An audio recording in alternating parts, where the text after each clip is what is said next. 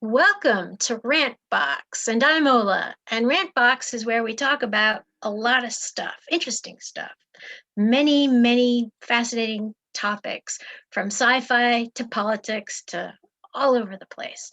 And I am joined today with, well, I'm not usually the host. Usually it's Mr. John Clay.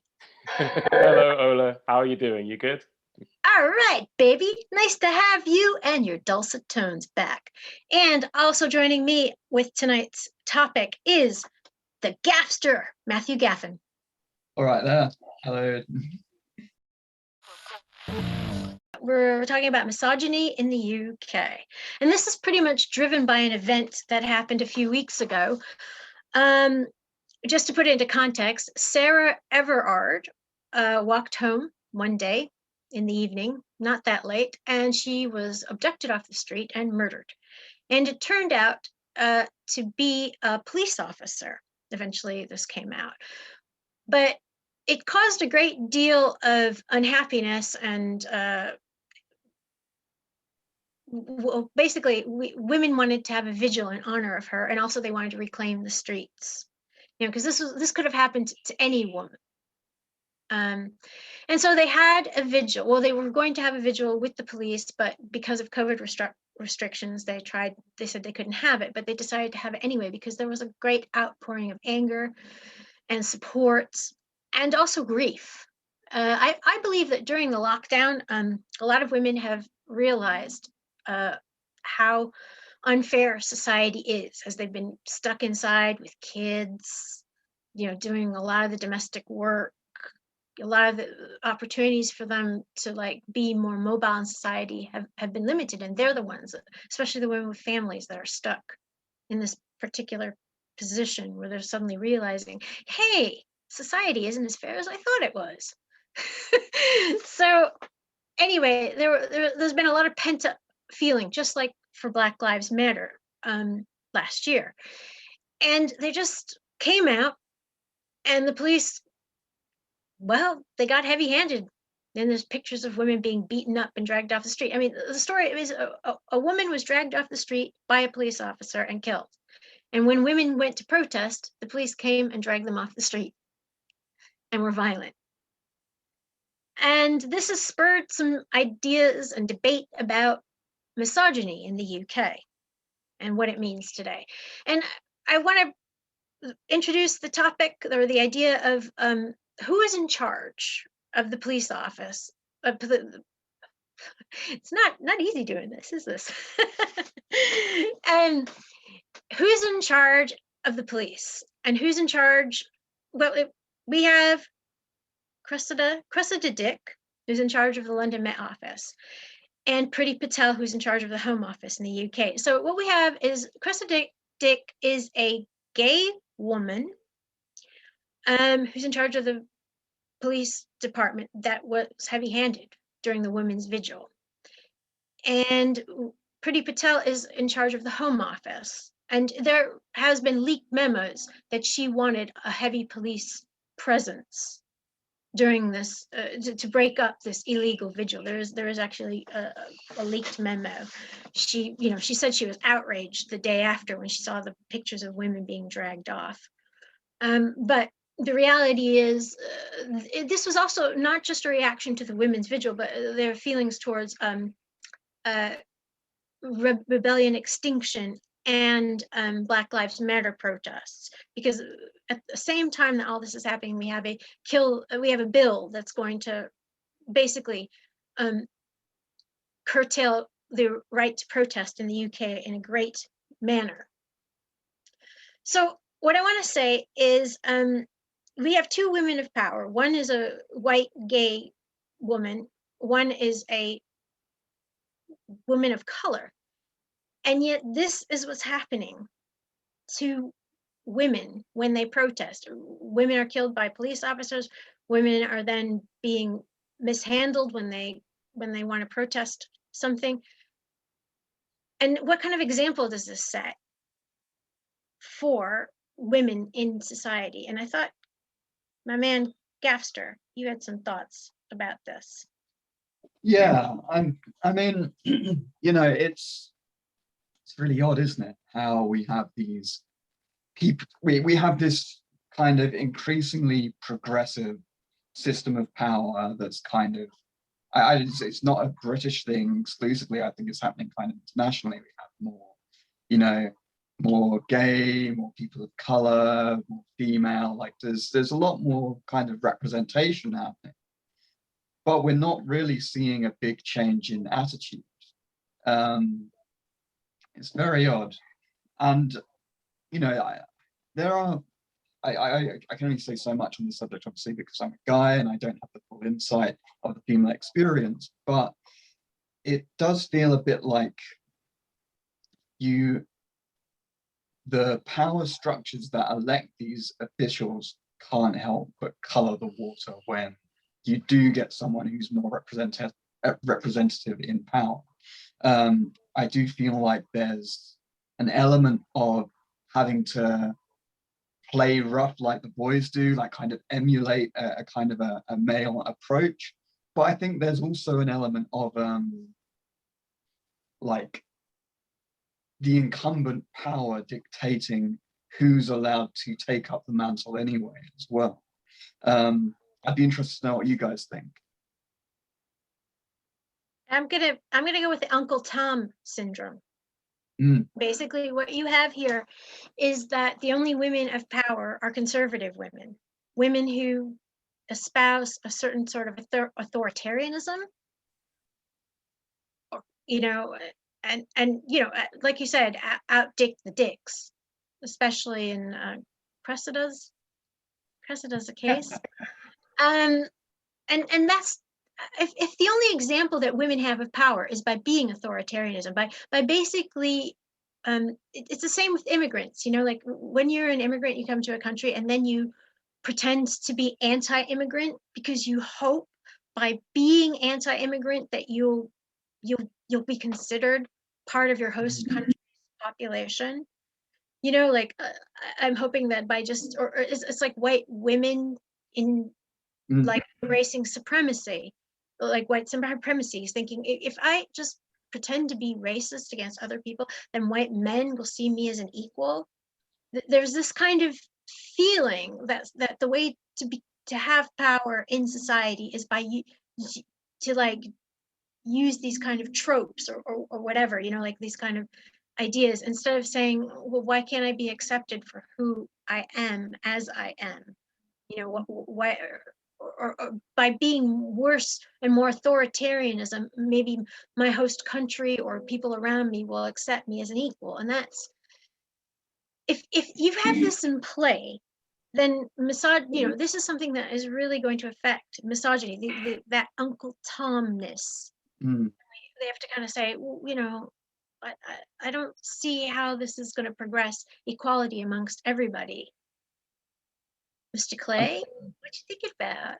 You look so. You made a lot of good points, especially using the Uncle Tom analogy. If you're constantly referencing the idea of black as being the negative, it's the same, say, mindset if you're constantly equating femininity with weakness. So therefore, that's what Priti Patel and Cressida Dick preside over. What was I thinking about? Well, we're talking about internalized misogyny, and essentially, I'm quite keen to understand how one tackles that if they are in a conversation about this particular topic, as I have been, and women who are gatekeepers of that mentality are trying to defend, obviously, something that I can't really be down with. How do you call that out, being, you know, the gender of the oppressor, so to speak? Yeah, that's an interesting question. So you're a guy. I'm gonna role play with you. You're a guy, and you're just like, and then you got some woman who's just, she's embracing the patriarchy, and you're just kind of like, hey, lady, don't you realize that you're being oppressed? But I'm a woman. Yeah. You know, that's quite a complicated and loaded question, and I even I can't address that. I don't understand. It's kind of like like mind control or something, you know, like, or being hypnotized by Fox News, you know, it's kind of like you're involved in your own oppression. You know, how do you like help someone realize that this is not the way forward, that this is happening?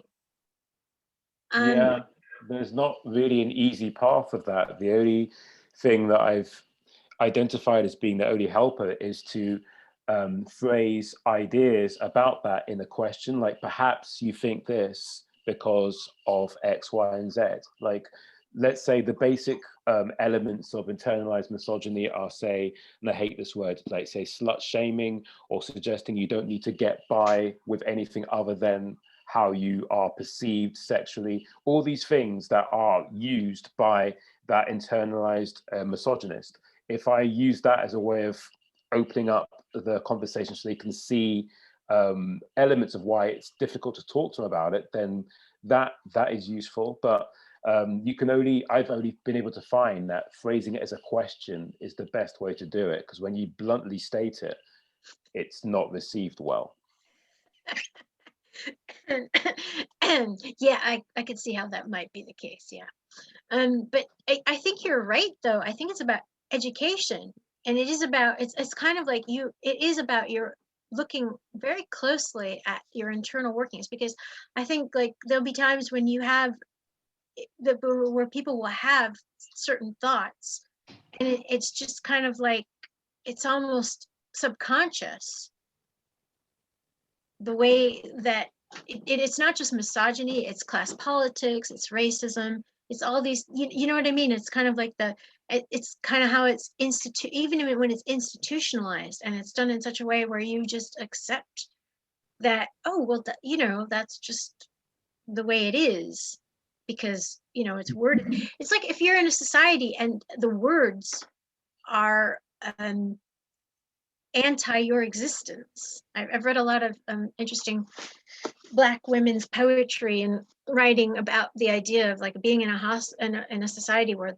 just the language is hostile to you, let alone just situations, you know, and laws, and it's kind of really you can get almost overwhelmed by how intrinsic it is, and how to address that kind of subconscious, deeply ingrained gender roles, you know, race roles, or I don't know if race roles is the right word, but you know what I mean, like class identities, you know, like, I mean, part of the problem is that we are a bunch of people that are letting in Etonians, just a bunch of people that went to public schools, govern us.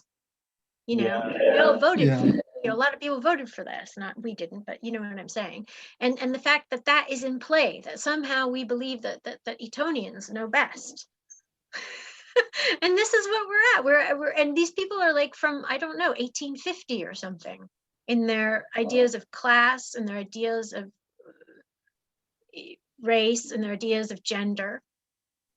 And they I mean, absolutely. Like, I feel like part of this might, like, I feel like you really hit on something there with like our acceptance of this kind of domination, as it were, really.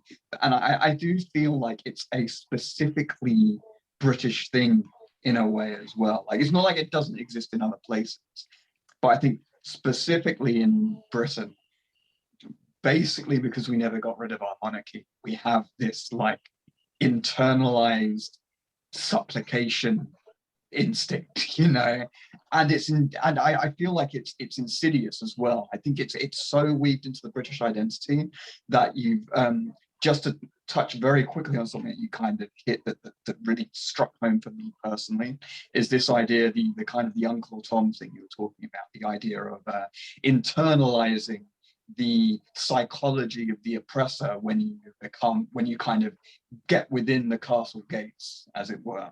Like, my family are all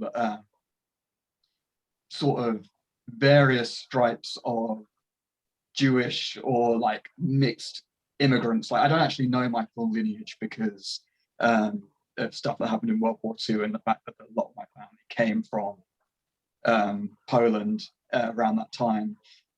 However, the point being that they came over here, and I'm only, what, 2-3 generations in, I think, something like that. And I have members of my family who have absolutely internalized their Britishness to a level where, you know,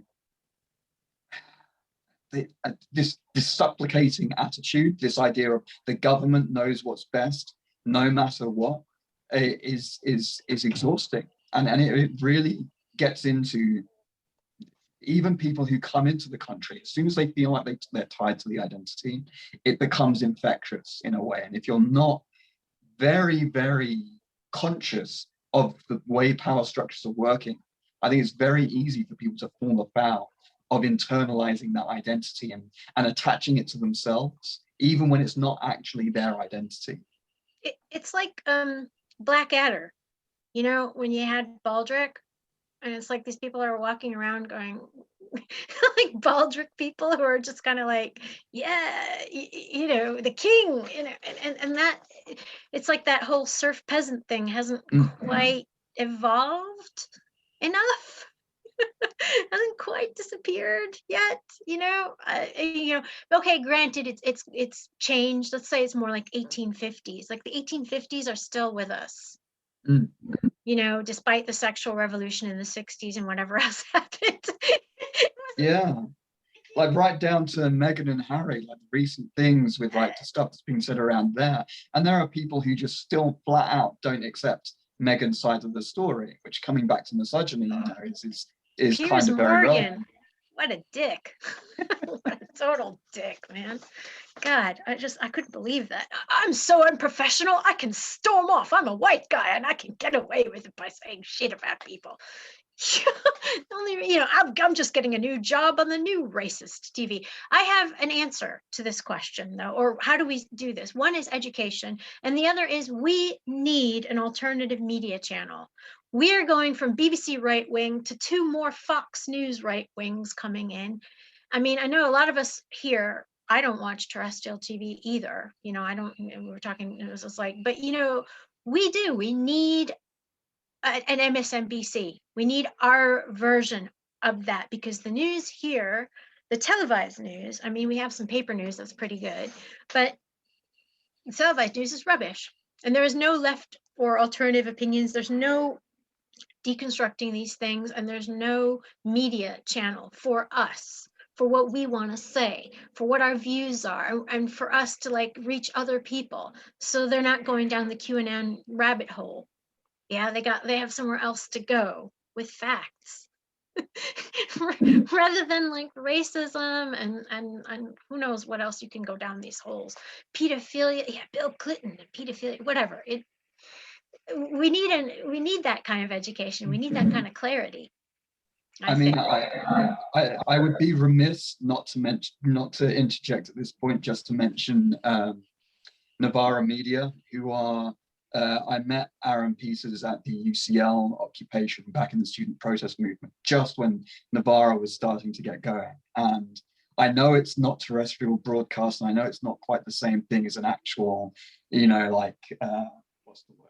Like, establishment broadcast outlet. But in terms of a legitimate leftist media outlet, I think they're the closest thing we've got. Yeah, I didn't even know about it. Oh, you should check them out. That's what we need. We need people to know about it, so they can go, hey, I can tune in and listen to something. If you ever heard of Ash Sarkar, she's been on a few terrestrial broadcast programs. She's one of the journalists who works with them. Anyway, I don't want to turn this into a whole discussion of Novara, but I just need to shout them out because I thought they're worth sharing around. This is good. I'm glad I'm really glad you shared that, because, you know, I think people need to be pointed to where to go to consume news, to have different opinions about stuff, because I'm so sick of white old shits just fucking spewing hatred, lies, bigotry, until we have something like the Capitol riots and authoritarianism rising here. I mean, like we're talking about before we started this program about the idea of the protest bill and how this is like a Soviet style crushing of our right to protest. This is all related. The misogyny, the racism, and the authoritarianism that's rising as a result of post-Brexit UK. These are also things that we have to like be very, very careful, because we're not part of Europe anymore, and we don't have that safety net. We don't have any human rights. Mm. It's all just sorry, Matt, go. Yeah, no, no. I was just going to say, I'd indisputably agree with you though about the idea that, you know, okay, maybe we've got one semi-big media outlet. We need more discourse, and I think, you know, this program is maybe our attempt to provide some of that. But I fully agree that there needs to be a bigger representation of alternative thought in accessible formats. All right, there's one other thing I want to address, and that was the idea of like the Boris Johnson's response to what happened to Sarah Everard and the protest. Like after the protest with these images of women being pushed on the ground and beaten up by police, after one of them killed them, the irony just, this gift just keeps on giving with this. But the idea is that he wanted to bring in special officers in nightclubs and music venues. Now, this is particularly important to us because we're involved in the music industry. I'm involved in working in the music industry. And they would have basically police officers, like undercover police officers looking for sexual predators, just being stationed. I mean, what kind of job is that? I bet they'll just have, like, they have like very loose, you know, they can do whatever they want. They'll probably just snort a bunch of drugs and bust drug people, and no sexual predators will be caught. But it's just like, let's have the people who killed this woman, the institution, go undercover, so you don't even know who they are, sneaking around, snooping around in your private lives, and, you know, in nightclubs and venues for sexual predators. And there was a huge outcry about how this was the very wrong response, how this government does, and it goes back to the Etonian thing, like how they don't have a clue what they're dealing with. They're, you know, they put out a report saying this vigil was handled well. They put out another report saying the UK is not at all racist, and there's like a lot of whitewashing going on.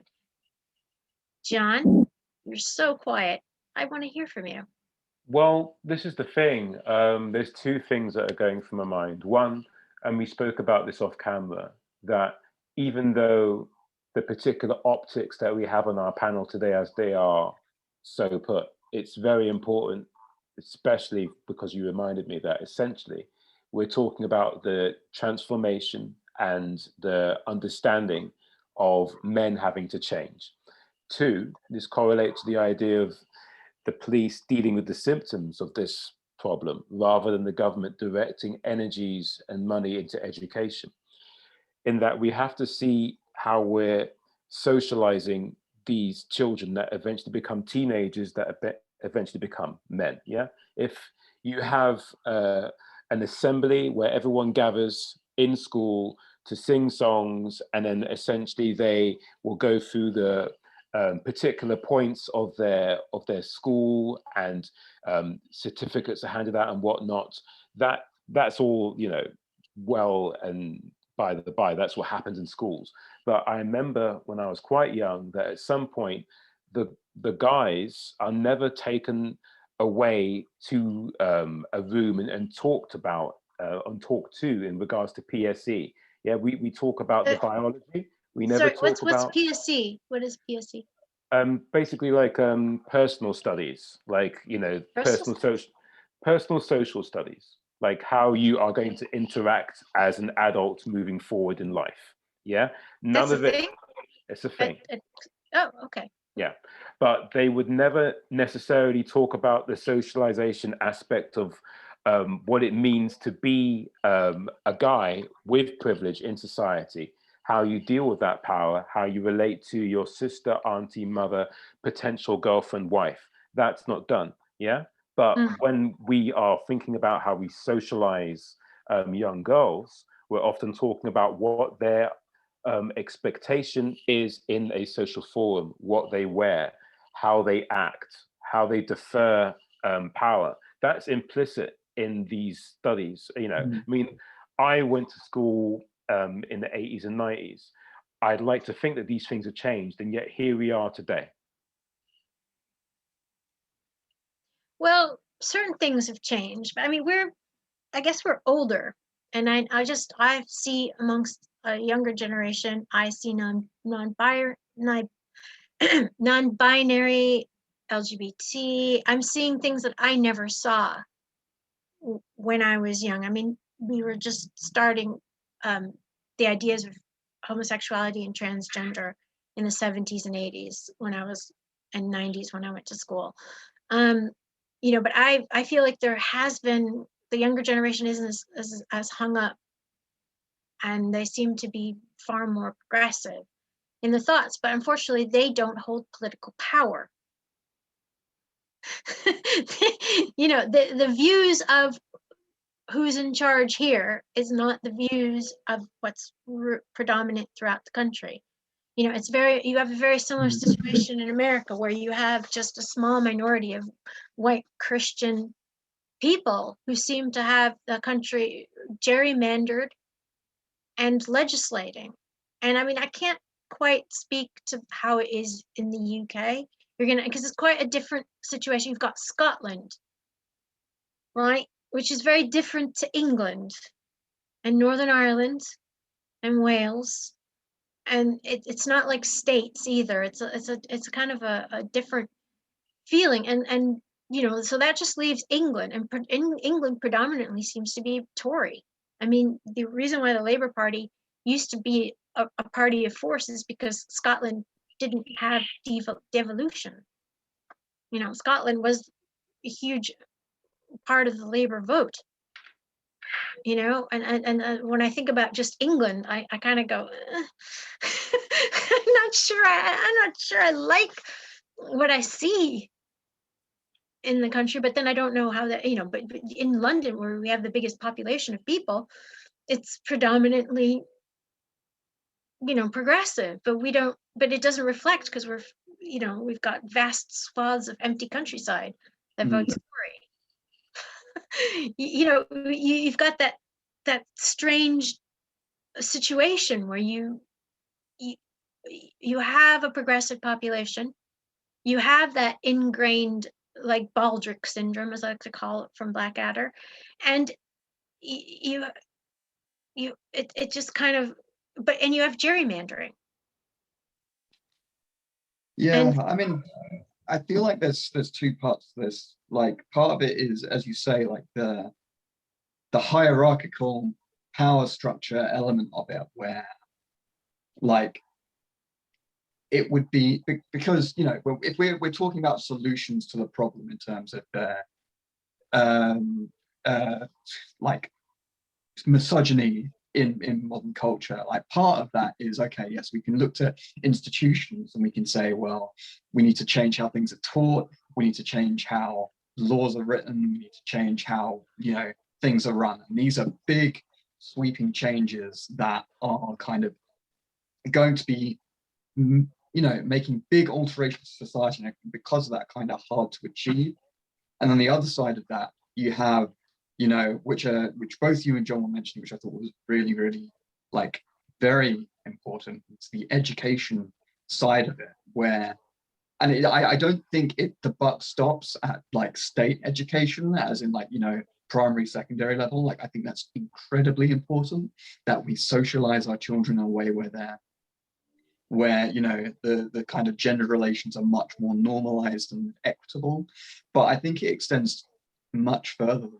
Like, even within my personal life, like, at the moment we're in a position where I'm a full-time job and my wife doesn't, and we have naturally fallen into this pattern where I'm the breadwinner, I spend most of my day working, and so she ends up doing a lot of the administrative tasks, and I try and fight that, and I try and make sure that I do part of that work. But it's scary how easy it is to fall into that pattern, and how invisible it can become as well, and how easy it is as a guy to just accept the things as a cis guy, I should say, accept the things that your romantic partner is doing for you, to the point where you stop seeing.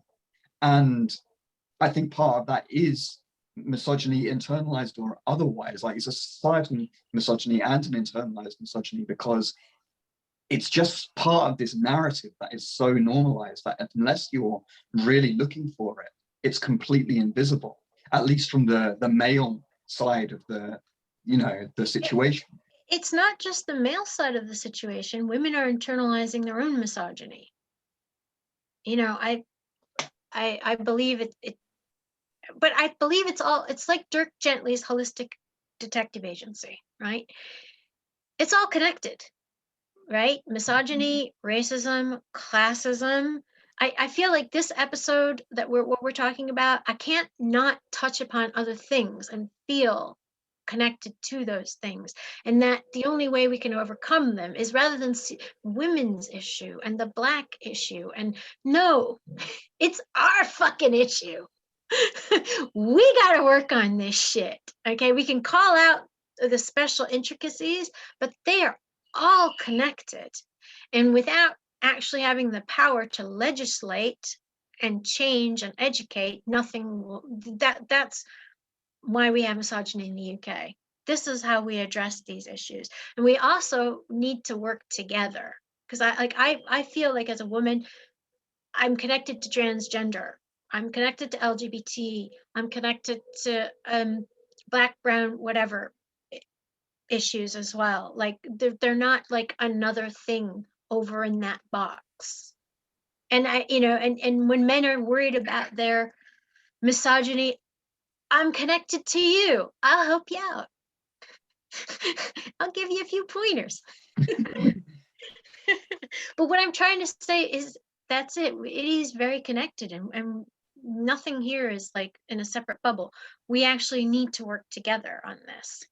Now, I'm not sure, is there anything else we want to bring up, or do you think we can wrap? Sean, you got an idea, please. Yeah, I think what you were saying about the interconnectedness of it, the intersectionality of it, I strongly identify with. There was a film starring Sean Penn called Milk.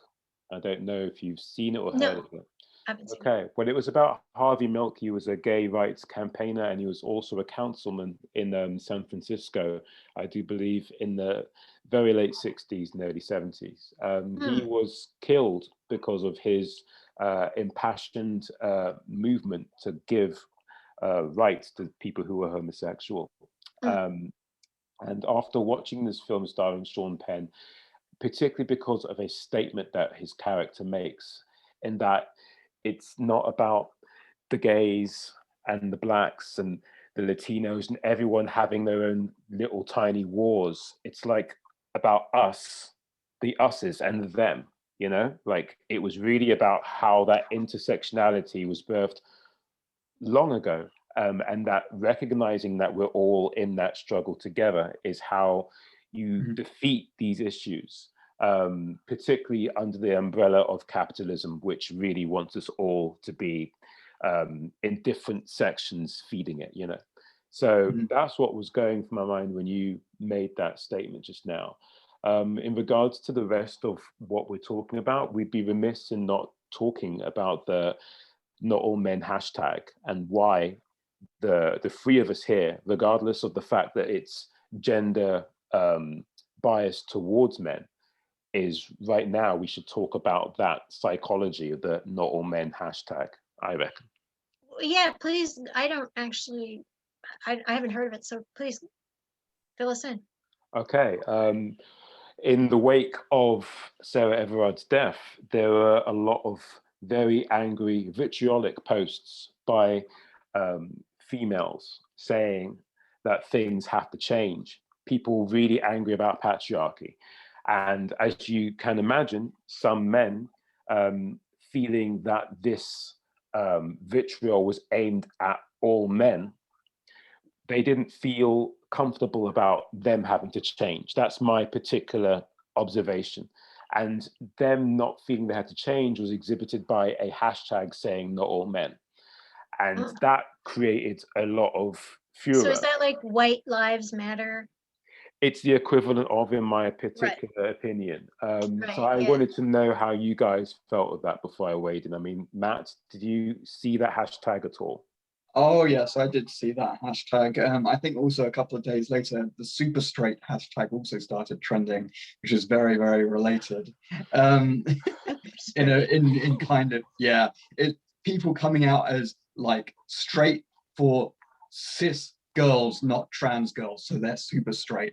But it came from 4chan. It's SS. It's basically a far right style. But anyway, that's really a distraction from the not all men hashtag, which I think, you know, a lot of that comes from, and to, you know, tie in the idea of everything being related as well. I think there is a common thread through this of rejecting the easy narrative you are fed. Like, I think a lot of the attitudes that come out of these moments of rupture where you have one side and the other side, like the one side being genuinely impassioned about something that directly affects them, and then another side who is not really affected by this because they've never seen it and they're blind to it, but they've just been fed a set of facts for the entirety of their lives that reaffirms this position that they're in. They get outraged because they feel like they're having a right that they have, you know, have been entitled to all their lives and never had challenged. And even then aren't really having a challenge. They're just having someone sort of poking at it a little bit and saying, hey, you have a little bit of privilege. I can't help notice, you know, that you're slightly more advantaged than other people. And because of that, they start throwing all their toys out the pram, being like, well, I'm not that bad. Why are you hating on me? And it's like, well, you know, you just need to kind of remember that other people are also people in the same way you are. And sometimes you just need to kind of reach out and empathize the other side a little bit to see where they're coming from. And I do feel like there's a general reticence to accept that there's an alternate viewpoint outside of your own that has this really unpleasant habit of coming out, especially on social media. And I've seen the not all men hashtag as a really great example of that. Well, it's like, I always find that these kind of hashtags, these are like what people do where they really believe something. If they do it on social media, it's just that they're cowards. It's like, maybe it's deep down within them, but they're not gonna say, like, they'd probably be the wuss in the room, you know, that wouldn't say anything, but they would be really thrilled to like troll your thread and put your, unless they're a bot or whatever. Don't forget, there's a lot of bots that spew hatred that are created by, I don't know, whatever, Russia creating culture wars. So sometimes you have to look at these, who's posting it, because sometimes you look on the Twitter and you're like, I'm Ebo bot. I have 2 friends. You look at Twitter and you go, you're not even a real person yet. So, you know, be mindful of that, because I've noticed that. I'll be looking at it and go, I mean, I have to say, I would push back on that slightly. Like, it's not like you're wrong. I don't think you're wrong at all. But having been related to people who I've seen on Twitter acting in a certain way, that if I did not know them, I would be like, that's a bot account. Yeah, that's a paid troll. I honestly think that there is a certain element of that. Yes, absolutely. There are people who are either not people, or they're being paid to sway the narrative. There's serious tells. There's no photo. Yeah. And there's 2 friends. Yeah, of course. Yeah, sure, there are real people doing this. Oh yeah. But those are the cowards that are not the bots. Yeah, but I guess what I'm trying to say is, I feel like there's an element where, you know, social media, the way the algorithms tend to work is that once a pattern starts to emerge that can come from paid trolls and bots, it kind of psychologically trains people to fall into a similar pattern of behavior. Yeah. And it's very easy for other people to then ape those positions and attitudes because they get the likes and the replies and all the rewards that are associated with being successful on social media. Well, the tech community is geared this way. I mean, they did this interesting study where a man decided to pose as a female and a male journalist. Have I told you this story before? He posted the exact same things on both accounts as a male and female journalist. And he, and the female account got tons of more hatred. And what you have there is you have more bots geared to hate on women and hate, you got more geeks trying to create sex robots. I mean, this is kind of true. You don't have tons of female hackers. It's not exactly like, when you see the movies, there's maybe this one here and there, what girl with a tattoo. It's like, and but what I'm saying is this is a coward. What are you seeing on the internet? That's coward shit. That's not like real people having the ability. Those 9 times out of 10, those people live in a basement or a hole, and they get off on hating. Just like, I mean, it's bad because you'll have loads of it, and you'll think, all these people, see tons, like sometimes you can have tons of, like, for example, Drowned in Sound had this article where a girl wrote an article saying that she was in a shoegaze band. This is quite interesting.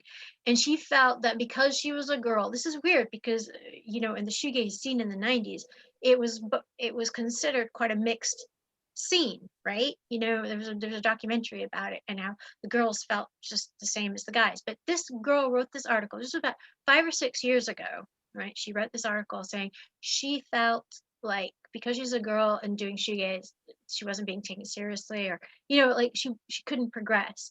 And the hatred, it was posted, on the page. You should have seen I couldn't believe how many men were like, get in the kitchen, cook tea. I saw hatred, tons. Every other comment was hating on this. They posted the article with it, and there was just so many sexist, horrible. I don't know how many of those were real people or not real people, because I didn't take, this was just a Facebook post. But this was in the shoegaze music scene on Drowned, like Drowned in Sound or Art Rock or one of those two, one of those magazines. I can't remember which one, but which you would think the people who would be into the music scene would be reading these kind of like bloggy articles about music. I was amazed at the misogyny. John, I'm so sorry. Go on. Yes. No, don't be sorry. You've brought up something that if you didn't bring this up, then I wouldn't have remembered to have said this. So essentially, we've got to get into this really possibly quite dark place of realizing this, at least remembering it, in that when we find out that we have very jaundiced viewpoints coming up in, say, the goth scene or shoegaze scene, it shouldn't really surprise us. We're looking at, what's the fundamental aspect of these scenes?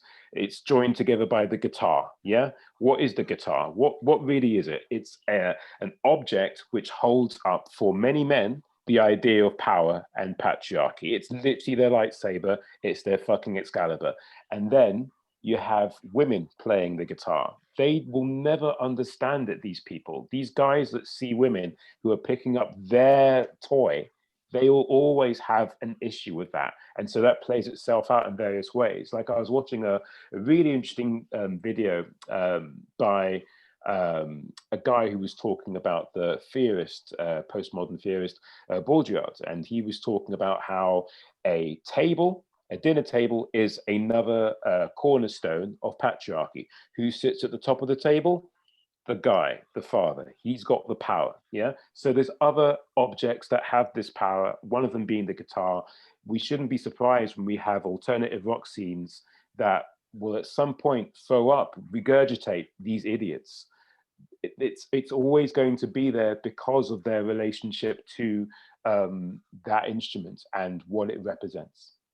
I guess I was surprised because I watched a document. I was part of the 91 shoegaze scene here. And sure, there might have been like subconscious like sexism, but not like what I saw in that post. And then I watched a documentary it's called like The Beautiful Scene, or it's like it's got My Bloody Valentine, and it's got like Lush and all. It's actually got quite a lot of alternative stuff from the early 90s, and they talked about, they had a lot of women interviewed, and they talked about how that scene felt. You know, the women in that scene were not as sexualized. I mean, yeah, sometimes the garbage or whatever you heard about, like guys going, yeah, the good chick, but like it seemed less sexualized than, say, I don't know, hair metal. It's a different scene, okay? You know, so I was quite surprised. I was surprised because it was shoegaze, not just because it was a guitar, because it was a certain type of alternative. But you are, you know, you're right, even amongst supposedly an alternative scene, that misogyny, you're not surprised. I was surprised because I always felt like, you know, I had the occasional, as somebody doing my radio show, and, you know, very rarely, because I guess because nobody really listens to my show, maybe that's why, but Oh.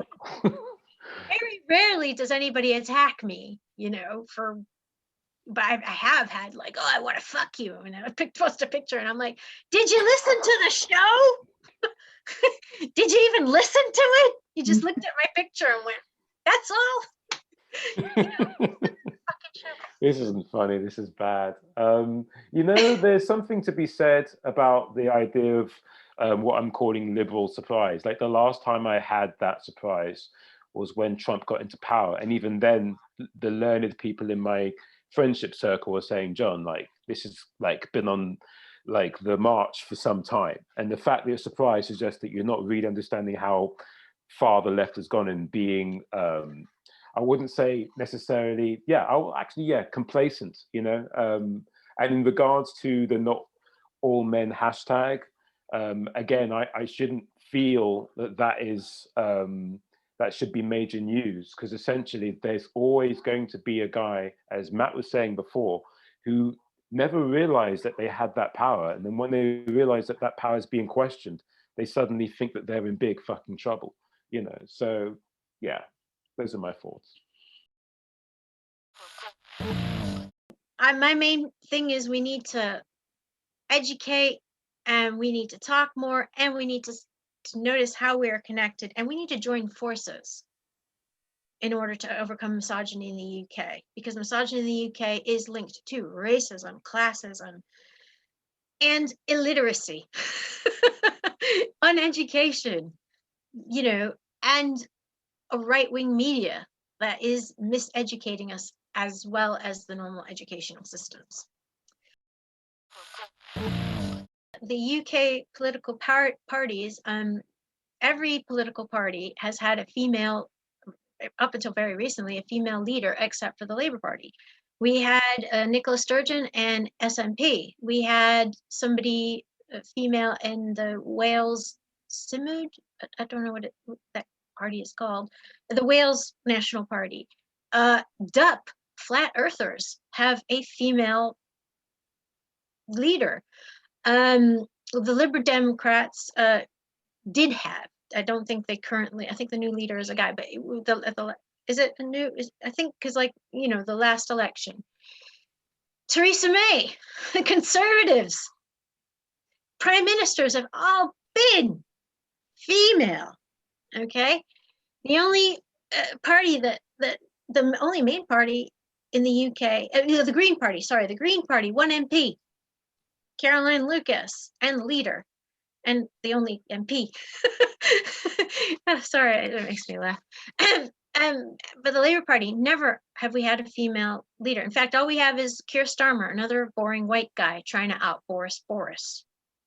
I'm so uninspired, you know. And if we don't have a reasonable left opposition that has female leader and women in the front benches that we can relate to, instead of just more conservatives taking charge, and if we don't have that option, women seeing other women in power with liberal politics, I don't see how we can combat misogyny in the UK, because the only women that will obtain power is through authoritarian and or dickish kind of figurative, you know, Margaret Thatcher, Theresa May type people. Okay, So I think that was it. Yeah. Okay. So, but Alright. John, look, back to you. What do you do when you're not on Rantbox? What's your Well, yeah, sure. Before I was doing this Rantbox TV thing, which began in 2020, I was directing music videos for bands. I've also, as of late last year, I released a book. So yeah, I just like to really get involved in the creative process. I love telling stories. So if I'm doing that through words and text, great. If I'm doing it on, the platform of doing music videos, that's great. Yeah, I'm pretty much doing that or sorting out Rantbox TV videos, which really did alleviate a lot of tension because talking about critical race theory or gender stuff, gender stuff? gender stuff online with people could be really frustrating, especially if you have someone who you haven't spoken to in like, I don't know, 5 years, just weighed in out of their part of the right wing nationalist, whatever, and want to talk to me in the worst possible way, especially via messages and inboxes. Nonsense. So yeah, that's basically what I do. Thank you for asking. And Matt Gaster, who are you? What do you like to do? Yes. Well, first, I just want to say thanks, John, as well, and thanks to you for hosting this. It's been a really, really great show. John, I completely agree. I think something like this is really important to be able to have a nuanced conversation with people you don't necessarily completely ideologically gel with. But yeah, back to me for my little plug. I'm a full-time web dev, and when I'm not doing that, I am in a three-piece punk band called Hearst Pile Up. I'm currently battling some voice issues, so we have an album coming out, but I don't know when. In the meantime, doing a little bit of acoustic stuff on Instagram, and I'm going to be sharing a new single pretty soon for our forthcoming album. Okay. The links. Oh, sorry. The links will be down in the video for everybody here who are producing things. I'm Old School Kitchen, and I am a radio host and DJ in London, and my show is Old School Kitchen. And I'd like to say goodbye. Thank you for joining us.